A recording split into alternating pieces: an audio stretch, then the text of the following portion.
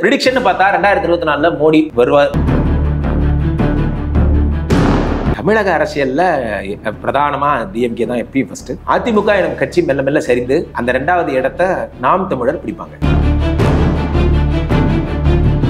இயற்கையின் சீற்றம் எப்படி இருக்கு 2024? கொடுமையா 2023 ஒப்பிடும்போது 2024 அதிகமா இருக்குமா? சனி பண்ண தப்பெல்லாம் காட்டி கொடுப்பாரு. அதாவது இந்த டிரைனேஜ் உங்க ஒழுங்கா பண்ணல, இவங்க அடைக்கிறாங்க அப்படிங்கிறத காட்டுறதுக்காகவே ஒரு பெருமழையை கொடுத்து உண்மையை உணர்த்துவார். இதை விட பெரிய பெரிய பெருமழைகள் நிலநடுக்கம் ஏற்படும். ஒரு மர்ம நோய் ஒண்ணு பரவும். அதாவது கொரோனா என்ன சார் ஜென்ரிக்கா அப்படி அடிச்சு விடுறீங்கன்னா நான் என்ன பண்ணுது, நான் வேணா பேர் வைக்கிறேன், அதுக்கு பேர் மர்மா அப்படின்னு ஒரு நோய். அந்த நோய் வந்து பரவும். அது பெரும்பாலும் நுரையீரலையும் இருதயத்தையும் தாக்கக்கூடியதா இருக்கும். You can not systemise. உங்களால ஒண்ணும் பண்ண முடியாது. சிஸ்டம் படி தான் நடக்குதா?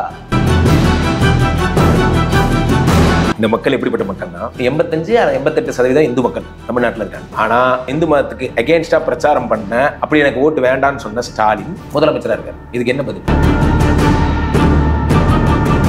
குழந்தையின்மை, ஆண்மை குறைவு பிரச்சனைகளுக்கு டாக்டர் ஜான்சனின் செயின்ட் ஆந்தோனி சித்த மருத்துவ நிலையம், கோடம்பாக்கம், சென்னை.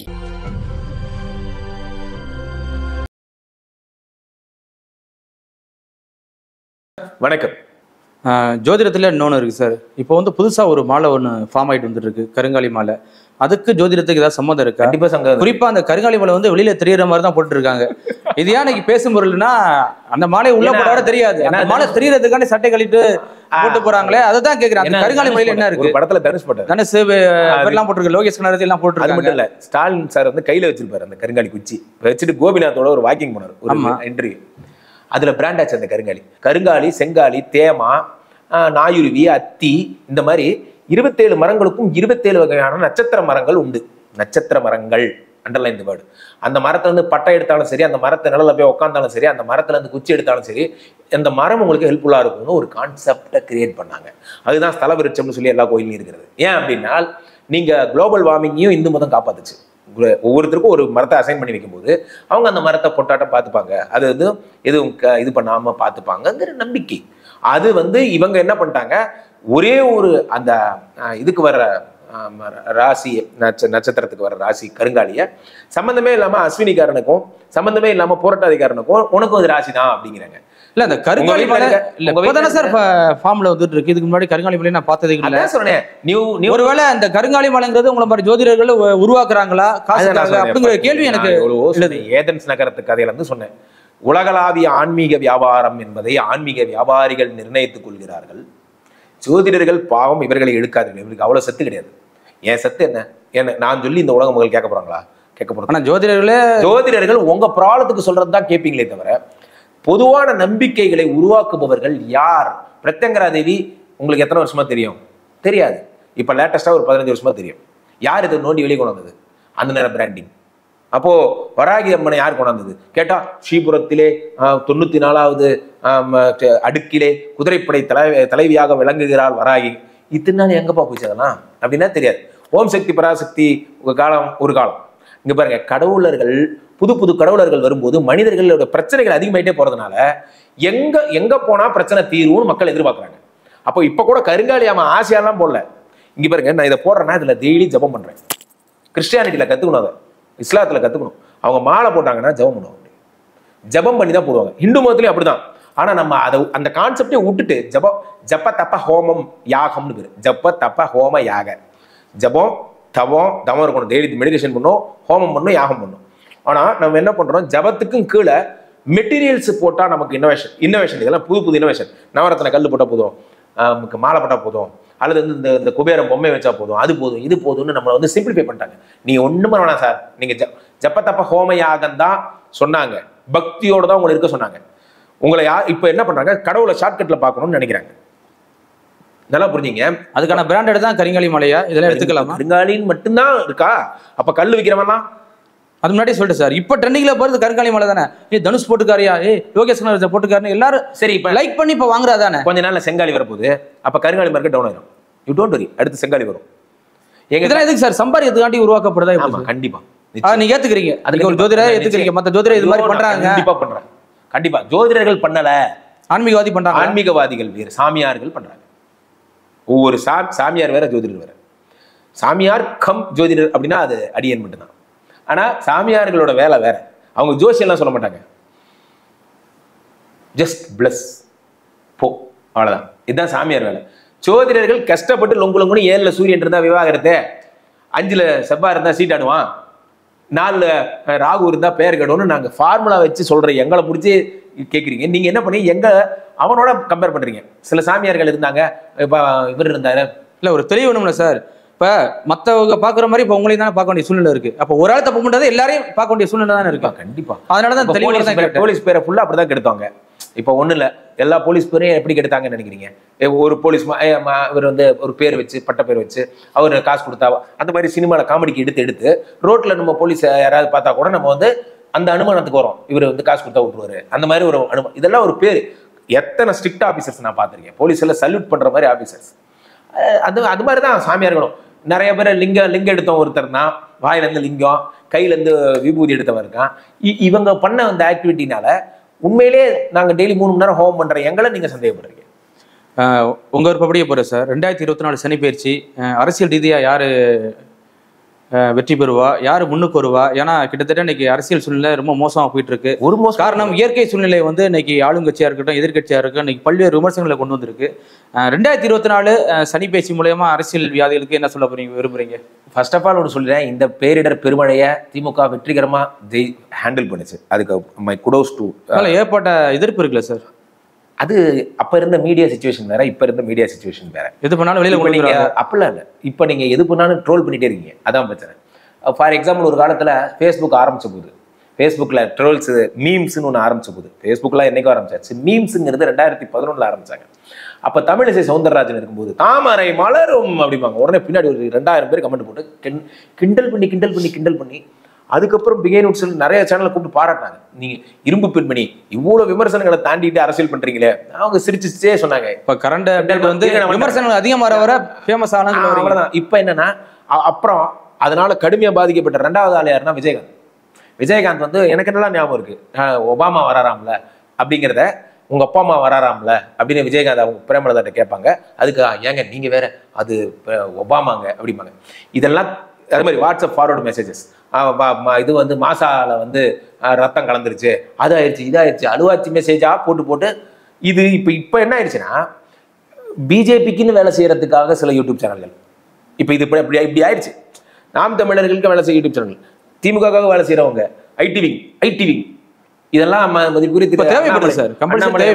அண்ணாமலை அவர்களுக்கு தான் அந்த புகழெல்லாம் போய் சேரும். காரணம் ஐடிவிங்கிறது அது என்ன டார்க் ரூம்ங்கிறது அவர் தான் ஆரம்பிச்சாரு.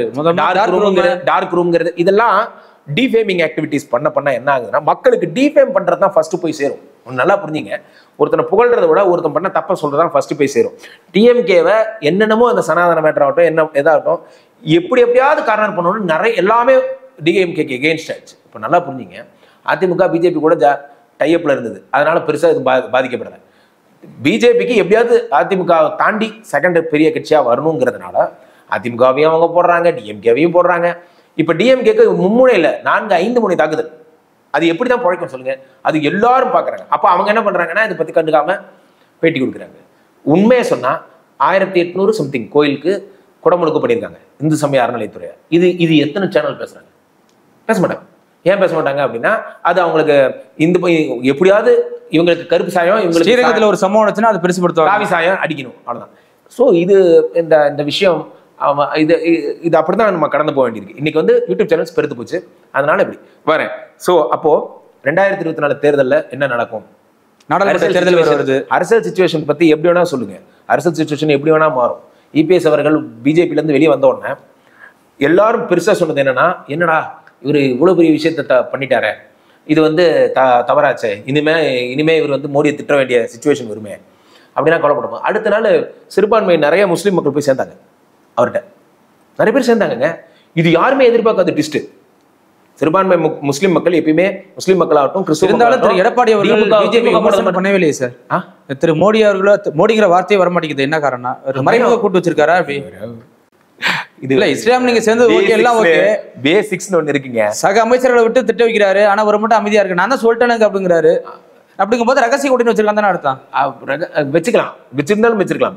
இவர் கேஸை பொறுத்த வரைக்கும் இவர் கேஸை பொறுத்த வரைக்கும் சசிகலா விஷயத்துல இவர் பண்ணதாகட்டும், ஓபிஎஸ் விஷயத்துல இவர் பண்ணதாகட்டும், அல்லது இவர் விஷயத்துல இவர் பண்ணதாகட்டும், எல்லாமே எதிர்பாராத அதிர்ச்சிகரமா தான் பண்ணுவார். கூடவே சுத்திட்டு இருந்தாப்பா, அவனவே அனுப்பி விட்டேன், அந்த மாதிரி இவர் கேஸ் எல்லாமே அதிர்ச்சிகரமான கேஸ் தான். ஸோ அதனால இவர் ரகசிய கூட்டணி வச்சிருக்கிறதுக்கும் சான்ஸ் இருக்கு. இவர் இப்போ எடப்பாடிக்கு வந்து எனக்கு தெரிஞ்சு பழனிசாமியார் வந்து தைரியமா மோடி அப்படின்னு சொல்லுங்க. அதுக்கப்புறம் உள்ள இருப்பாரு, ரைடு வந்துடும் சொல்லுங்களேன், மோடி அப்படி சொல்லுங்க, அவ்வளவுதான். அவங்க உடனே ஜாதி பேரை சொல்லிட்டு கைது பண்ணி கூட்டு போயிடுவாங்க. சேம் வாட் ஹேப்பன் டு ராகுல், அதுதான் நடக்கும். அவங்க எப்படா அவங்க கேஸ், ஏன்னா அவங்கள பொறுத்த வரைக்கும் 2வது கட்சியா வரணும், இது அவங்களோட ஆசை. இங்க பாருங்க, அண்ணாமலை ஆந்தி அதில் நான் பாராட்டுவேன். என்ன அப்படின்னா, சின்ன வயசு உடையவராக இருந்தாலும், என் வயசு தான் ஆகுது அவருக்கு, சின்ன வயதுடையவராக இருந்தாலும் கட்சிக்காக தெருவா போய் மக்களை டிஎம்கே ஒரு வீக்கான கட்சிங்கிற மாதிரியான ஒரு தோற்றத்தை ஏற்படுத்துறாரு.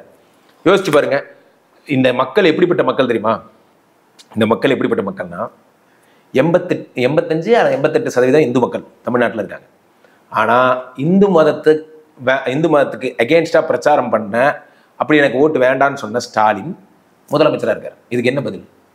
எப்படி உங்க ஜோசியத்தில் 2021 ஸ்டாலின் அவர்கள் முதல்வர் ஆவார்னு சொல்லியிருக்கீங்களா? சொல்லியிருக்கேன், அனுப்பட்டுமா? ஆனா மொத்த ஜோதிடர்கள் என்ன சொன்னாங்கன்னா, இல்லைங்க ஸ்டாலினால வரவே முடியாது, அவர் ராசியே இல்லை அப்படின்னு சொன்னாங்களே சார். இதான் காட்டுறேன், சொல்லியிருக்கேன் பாருங்க, என்னென்ன பாயிண்ட் சொல்லியிருக்கேன் பாருங்க. விஜயகாந்துக்கு ஜாதகத்தால் பிரச்சனையா? 1வது விஜயகாந்த் மீண்டு வருவார், நான் தான் சொன்னேன். அதுக்கப்புறம் பாருங்க, ஸ்டாலின் தான் அடுத்த சிஎம், இதுவும் நான் தான் சொன்னேன். இதுக்கு அடுத்தது பாருங்க, பிரபாகரன் வெளிப்படுவார், என்னோட ஜோசியம் போய் சொல்லாது, நான் தான் சொன்னேன்.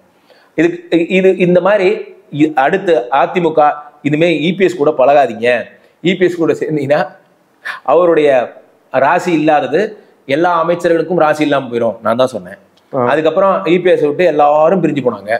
அதுக்கப்புறமா கட்சி 2ஆ 3ஆ 4ஆ உடைஞ்சுது, அதுவும் நான் தான் சொன்னேன். அதே மாதிரி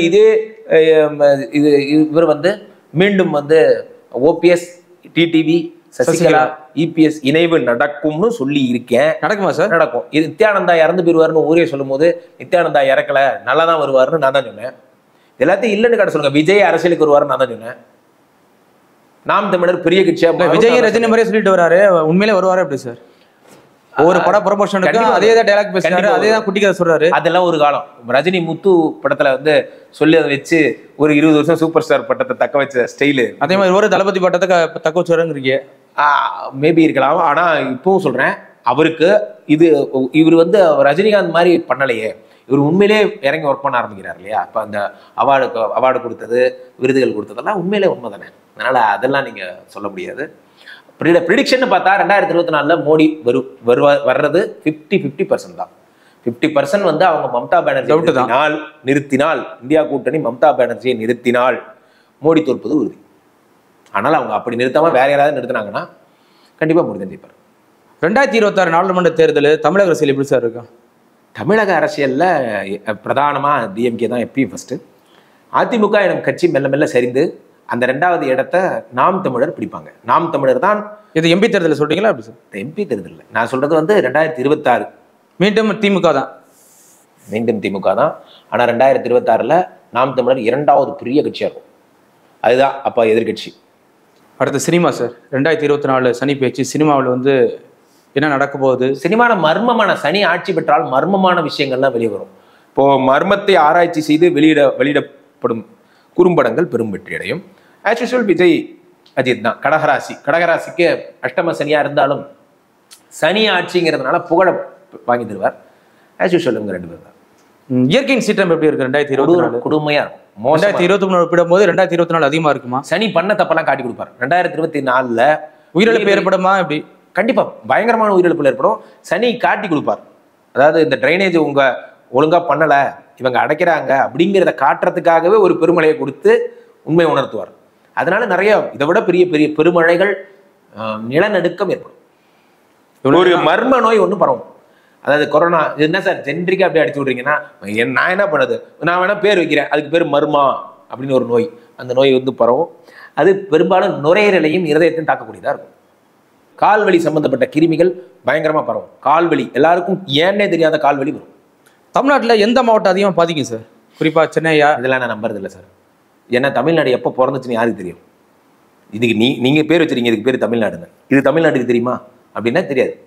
தமிழ்நாட்டுக்கு தமிழ்நாடு, நாய்க்கு நாயின்னு பேர் வச்சது நாய்க்கு தெரியுமான்னு கேட்குற மாதிரி தான். இந்த லேண்டு ஒரு 2000 கோடி வருஷமாக இருக்குது. நேற்று நம்ம பிறந்து மனிதகுலம் தோன்றியே நமக்கு குறைவான வருடங்கள் தான் ஆகுது. நம்ம இந்த ஊரை சென்னைன்னு சொல்கிறதும், இது பேர் போரூர், நான் இருக்கிறது போரூர் ஃபேஸ் 2 அப்படின்னு சொல்கிறதும், இந்த வீடு என் வீடுன்னு சொல்கிறதும், இதெல்லாம் காமெடி. இந்த வீடு என்னை பார்த்து சிரிக்கும், கொஞ்ச நாளே செத்து போயிடுவேன், நீ என்ன சொல்கிற, 2000 கோடி வருஷமாக நான் இங்கே தாண்டா இருக்கேன் அப்படின்னு இந்த லேண்டு சொல்லும். அதனால் லேண்டு ஒரு பிறப்பை வச்சு தான் லக்னம் முடிவாகுது. இப்போ பிறக்கிறோம் அப்படிங்கிறத வச்சு தான் முடிவாகுது. என் நண்பர்கள் நிறைய, என்னோட கொலி ஜோதிடர்கள், இதில் வல்லுநர்கள்லாம் இருக்காங்க. அவங்க எந்த அடிப்படையில் சொல்கிறாங்கன்னு தெரியல, அது எனக்கு தெரியாது. நான் பிறப்பின் அடிப்படையில் மட்டும்தான் சொல்லுவேன். இந்த தேசத்துக்கு, இந்தியாவுக்கு, இந்த இது பிறக்காததுக்கு, உயிரற்றவை இது எப்போ பிறந்துச்சு அதுதான் கேள்வி. இவ்வளோ நேரம் அதாவது என்னுடைய கேள்விகளுக்கு விரிவாகவும் விளக்கமாகவும் சொன்னீங்க. மிக்க நன்றி சார். தொடர்ச்சியாக சந்திப்போம்.